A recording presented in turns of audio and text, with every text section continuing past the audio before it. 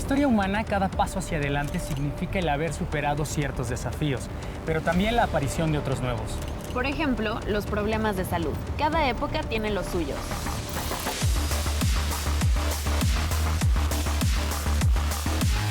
Pandemias infecciosas desde siempre. Problemas respiratorios y accidentes laborales desde la era industrial.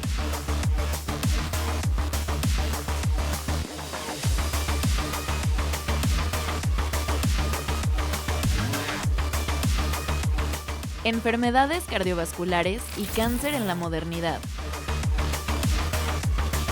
En décadas recientes han aparecido las llamadas enfermedades tecnológicas o tecnopatías. Con la pandemia de COVID-19, la dependencia de los dispositivos electrónicos creció exponencialmente, igual que los problemas de salud asociados a ellos. El estrés, la ansiedad y la depresión han alcanzado niveles sin precedentes en la historia, impulsados en parte por el exceso de noticias por la infodemia. Las tecnologías de la información y la comunicación nos han hecho más cómoda la vida. Pero aunque no son riesgosas en sí mismas, el uso inadecuado de estas herramientas, sobre todo el de las pantallas, está afectando nuestra salud física y mental.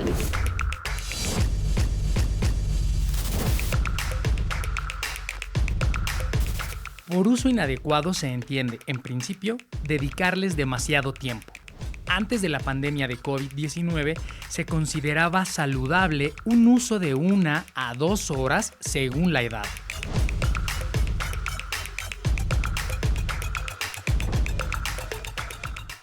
Otros expertos son más estrictos. La OMS, por ejemplo, recomienda 0 pantallas durante el primer año de vida y para niños de 1 a 5 años, 1 hora diaria como máximo y solo de contenido educativo.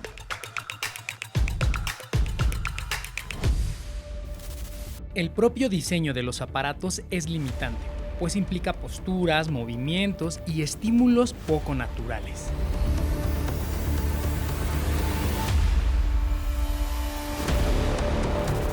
El brillo de las pantallas lastima los ojos. Los teclados pequeños nos orillan a repetir movimientos de rango reducido. Doblamos el cuello para leer en el celular o en las tabletas, nos encorvamos ante las computadoras o nos echamos para ver la televisión. Durante la pandemia de COVID-19, el mundo se ha visto obligado a usar intensivamente la tecnología digital para trabajar, entretenerse e informarse. Pero en un ecosistema donde las redes sociales facilitan que la ansiedad se disemine colectivamente, los estragos físicos no vienen solos.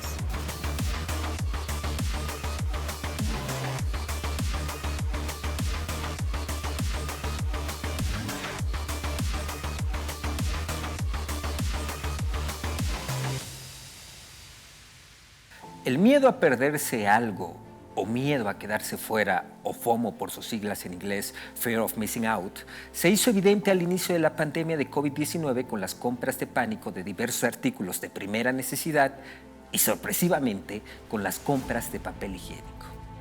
¿Por qué este artículo de limpieza superó con creces a cualquier otro en la cesta de la compra ante el confinamiento por COVID-19? Las razones son múltiples. Pero en lo que toca a las redes sociales y medios de comunicación, el efecto imitación contribuyó a estas compras. Al ver imágenes en redes sociales y medios de comunicación de estantes vacíos y carros de supermercados repletos de papel higiénico correspondientes incluso a otras latitudes, los individuos buscaron una sensación de seguridad compartida, lo que desencadenó la imitación y las compras de pánico que vaciaron los anaqueles de los supermercados. Lo que, dicho sea de paso, propició una noción de escasez falsa, pues los anaqueles eran llenados minutos después por los empleados de los supermercados. Así, debe considerarse que los paquetes de papel higiénico ocupan demasiado espacio. Parece más grave que falten 50 papeles de papel higiénico en un anaquel a que falten 50 latas de frijoles refritos en el mismo anaquel.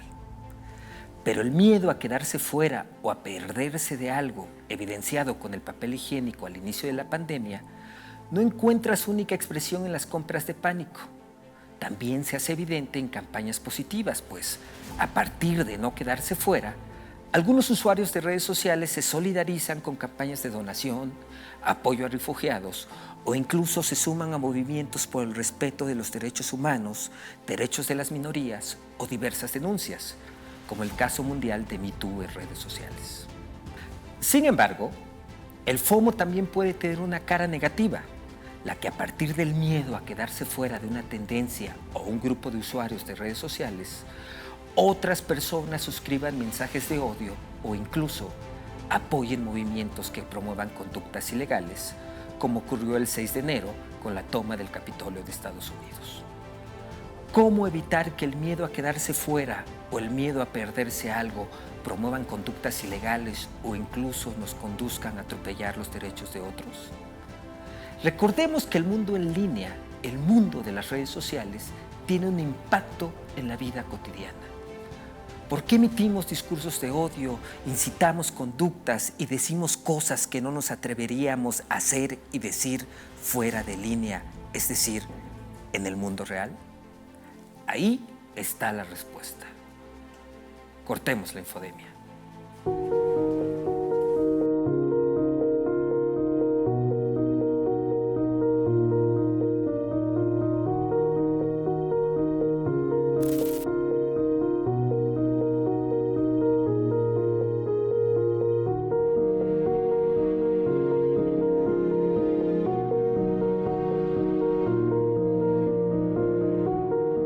¿Han notado que ustedes o alguien que ustedes conocen se pone muy pero muy ansioso cuando se le acaba la batería del celular o se queda sin datos? ¿O quiere estar todo el tiempo en las redes sociales porque si no, siente que se está perdiendo de algo importante? ¿O cree sentir la vibración del celular cuando no hay tal? ¿O al estar con otras personas no les hace caso por estar chateando? El apego a las tecnologías digitales afecta nuestro día a día, llegando a rozar la adicción.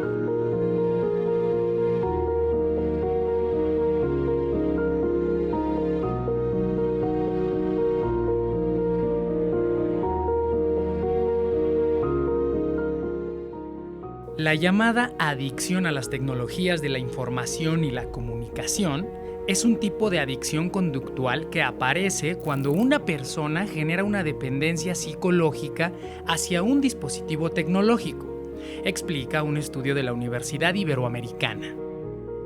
Se manifiesta como adicción a Internet, a las redes sociales, a los celulares, a las aplicaciones o a los videojuegos. Para detectar la tecnoadicción se consideran dos factores: el uso excesivo, es decir, dedicarle demasiado tiempo, y el uso compulsivo, que se refiere a pensar persistentemente en la tecnología aunque no la estén usando.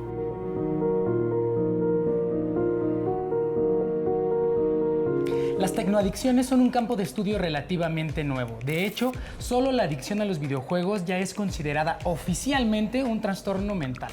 Pero el exceso de ciertas noticias y lo que le hacen a nuestra mente se empezó a estudiar desde que la televisión reinaba en los hogares.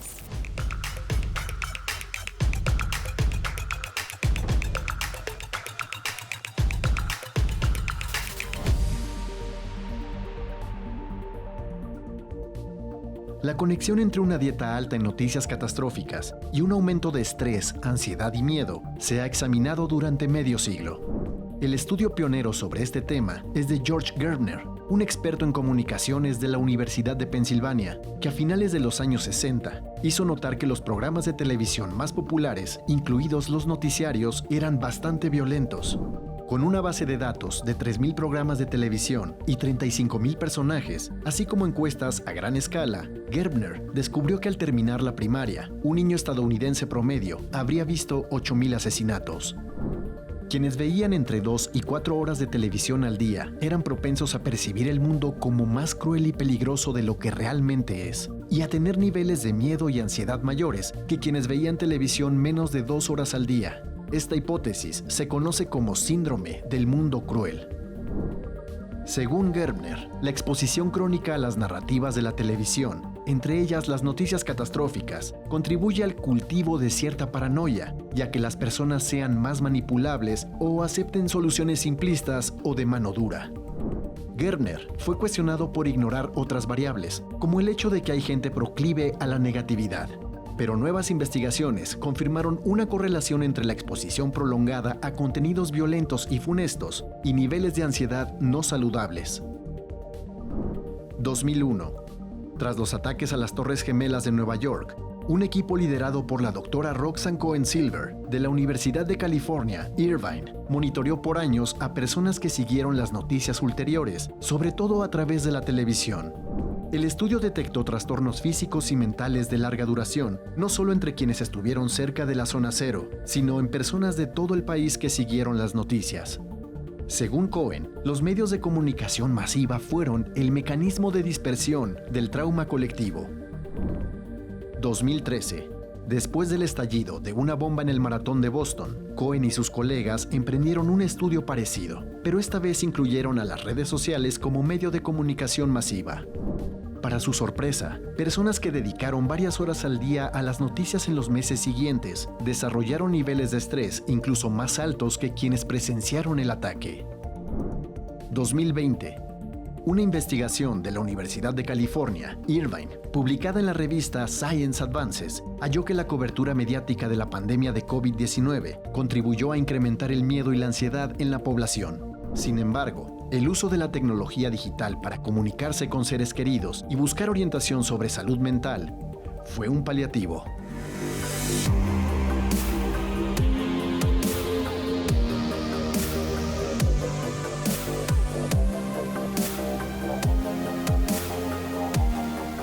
A fines de 2020, en su reporte Palabra del Año, el diccionario Oxford se vio obligado a incluir numerosas palabras que surgieron o se popularizaron debido a la pandemia de COVID-19.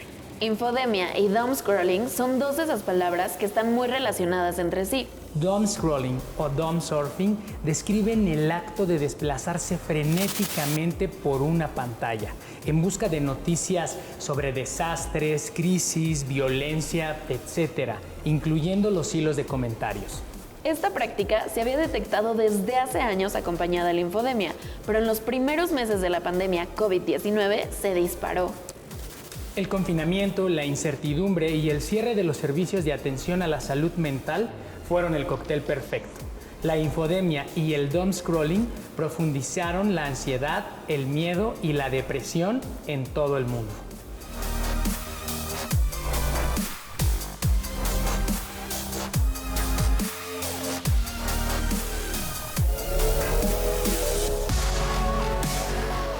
Caudales inmensos de información confusa sobre la pandemia llevaron a muchos a entregarse por horas a la lectura de todos los ángulos posibles de las noticias, incluyendo teorías conspirativas y desinformación. Para algunas personas, el doomscrolling implica mirar la tragedia de otros desde el hogar y así sentirse más a salvo. Pero en conjunto, las pérdidas en serie, en lo personal, en lo social, lo económico, lo político y lo ecológico han devastado la salud mental global. En Japón, en 2020, hubo 750 suicidios más que en 2019, un alza que no se había dado en 11 años. El gobierno nipón creó el Ministerio de la Soledad, oficina encargada de paliar este problema que afecta sobre todo a las mujeres. En México, en los primeros meses de la pandemia, 27% de los mayores de 18 años tuvo síntomas de depresión y 32% manifestó síntomas severos de ansiedad, según una encuesta del Instituto de Investigaciones para el Desarrollo con Equidad de la Universidad Iberoamericana. También, de acuerdo con informes de la Subsecretaría de Derechos Humanos de la Secretaría de Gobernación, en 2020 se suicidaron en México 1,100 niños y niñas, una cifra inédita. Esta conducta creció 37% en niños entre 10 y 14 años, y entre las niñas de esa misma edad, el aumento fue del 12% respecto al año anterior. Y durante el primer semestre de 2021 en México, se iniciaron 129.020 carpetas de investigación por violencia familiar, lo que representa un incremento del 24% respecto al 2020. De las víctimas por lesiones, más del 80% fueron niñas y mujeres adolescentes. La OMS considera que el daño a la salud mental causado por la pandemia es mayor que el que dejó la Segunda Guerra Mundial y que sus efectos serán duraderos.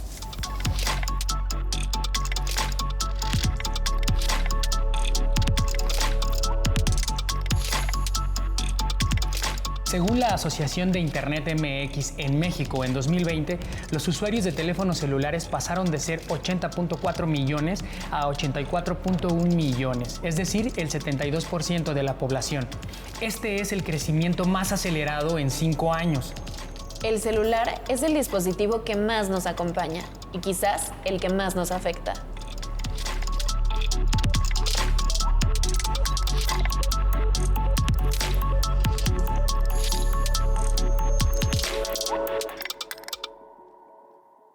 Aunque la pandemia provocada por la COVID-19 es una crisis de salud física, también es una crisis de salud mental. Durante la emergencia, las personas tienen miedo a infectarse, morir y perder a familiares. La desinformación sobre el virus, las medidas de prevención, así como la incertidumbre sobre el futuro han sido importantes fuentes de angustia adicional. Recordemos que esta es la primera pandemia de la historia en la que se emplean a gran escala la tecnología y las redes sociales para ayudar a las personas a mantenerse informadas, productivas y conectadas. Pero al mismo tiempo, la tecnología ha amplificado una infodemia que sigue minando la respuesta mundial y la salud mental de las personas. La información errónea y falsa incrementa la estigmatización, polariza el debate público, da alas al discurso de odio y potencia el riesgo de conflicto. Por ello se han tomado diversas acciones desde las Naciones Unidas para combatir la infodemia y promover la salud física y mental de las personas. En marzo de 2020, los Estados miembros de la Organización Mundial de la Salud aprobaron una resolución en la que se reconoce que gestionar la infodemia es una parte crucial del control de la pandemia. En abril de 2020, el secretario general de la ONU, Antonio Guterres, puso en marcha la iniciativa de comunicación Verify, con el fin de combatir la difusión de la información falsa y errónea. Además, diversas agencias de la ONU y otras organizaciones como la Cruz Roja han hecho un llamado a los estados para que apliquen planes de acción con el fin de gestionar la infodemia y para que empoderen a sus comunidades para encontrar soluciones contra la información falsa. También se ha hecho un llamado a los medios de comunicación y a las plataformas de las redes sociales que difunden información errónea y falsa, a los investigadores y especialistas en tecnología, a líderes de la sociedad civil y a las personalidades influyentes para que puedan concebir estrategias y herramientas para responder a la infodemia y para que sigan fortaleciendo sus acciones para difundir información precisa. Hoy más que nunca, la información salva vidas.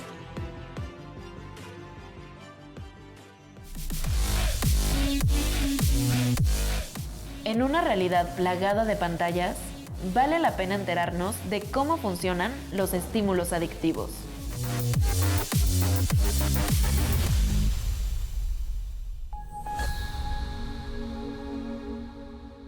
Jorge, eres psiquiatra y fuiste parte del equipo de investigación clínica del Instituto Nacional de Psiquiatría y ahora eres director general de CONADIC.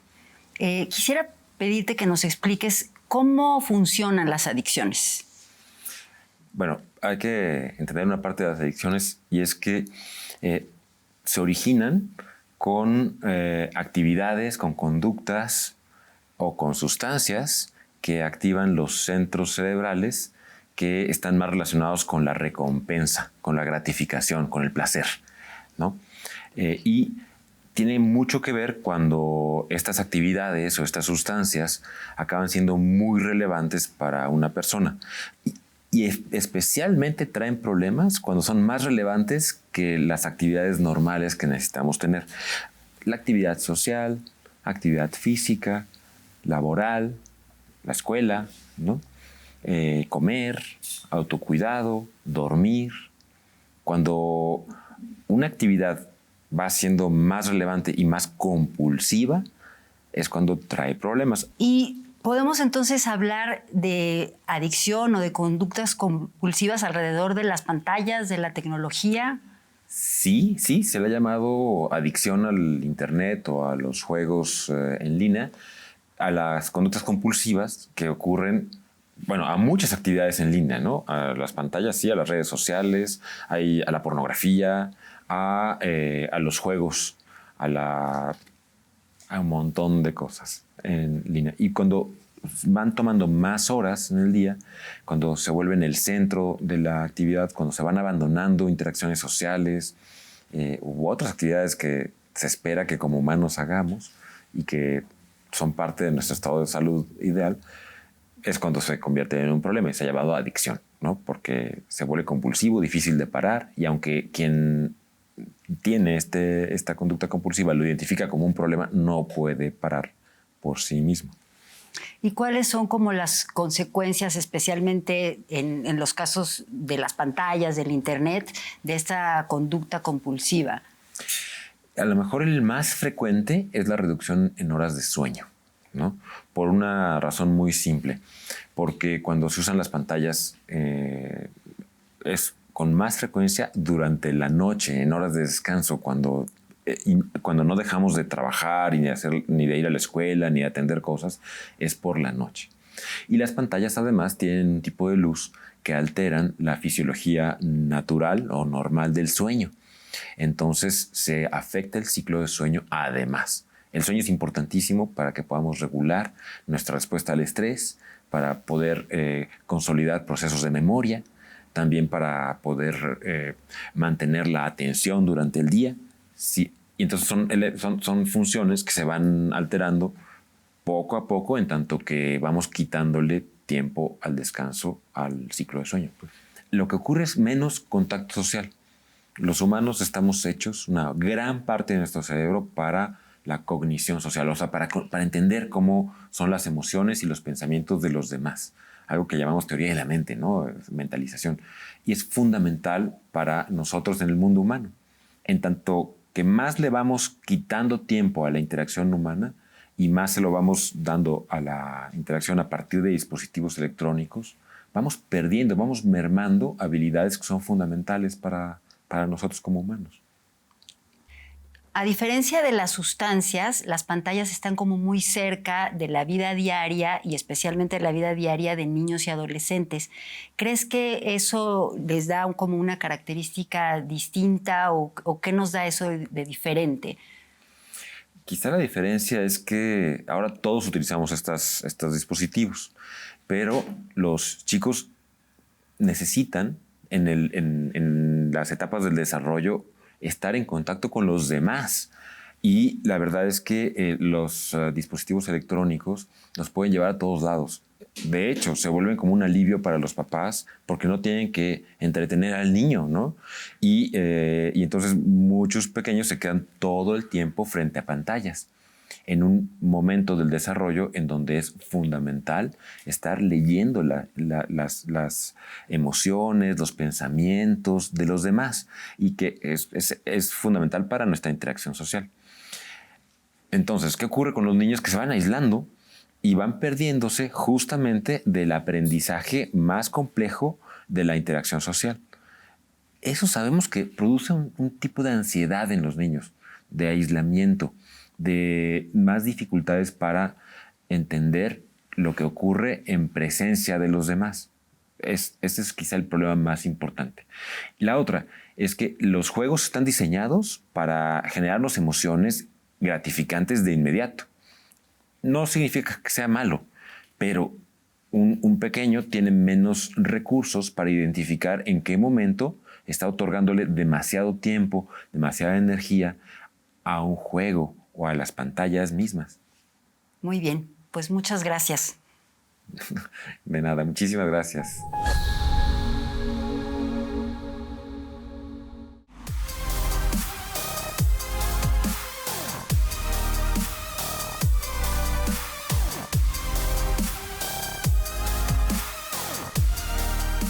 Nuestra salud mental y física es, en principio, una responsabilidad individual.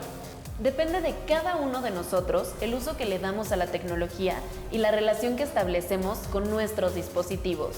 La paradoja es, o hacemos de los dispositivos una herramienta útil para comunicarnos y facilitar nuestra vida, o hacemos un uso excesivo que puede alterar nuestra salud mental y física. Los dispositivos electrónicos pueden extender nuestras capacidades, ampliar nuestros horizontes o pueden aislarnos y provocar enfermedades físicas y mentales.